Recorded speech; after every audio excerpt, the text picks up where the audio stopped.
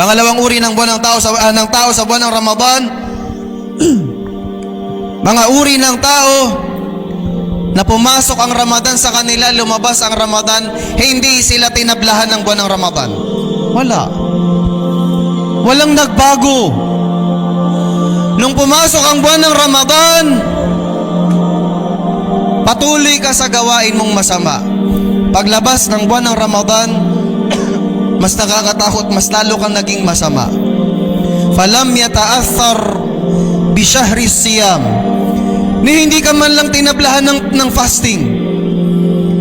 Tuwing Ramadan may mga lecture ang mga ustad natin sa pagitan ng tarawih, hindi ka man lang tinamaan, hindi ka man lang nakapag-isip. Ito yung pangalawang uri ng tao. Kung ano ang ginagawa nila bago pumasok ang Ramadan, ganun pa rin sila pagpasok ng Ramadan. Paglabas ang Ramadan, ganun pa rin sila. Natingin mo, tinanggap yung mga ginawa mo nung buwan ng Ramadan. Isa sa mga palatandaan na tinanggap ni Allah ang mga ibada mo, pagkatapos mong gawin o magsagawa ng ibada na yon, magpapatuloy ka, dapat. Pero kung hindi ka nagpatuloy, Ramadan ka lang, naging Muslim, problema yan. Kaya dapat, ang isang Muslim, pag pumasok sa kanya ang buwan ng Ramadan, mayroong epekto.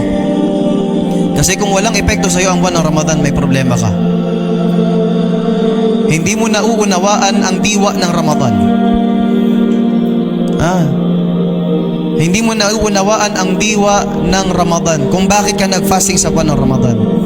Kung anong ginagawa mo, hindi ka nagsasala sa buwan ng Ramadan. Pagpasok ng Ramadan, hindi ka rin pala magsasala. Paglabas ng Ramadan, ganun ka pa rin. Lam yata'athar. Yan ang pangalawang uri ng tao na makikita natin sa buwan ng Ramadan.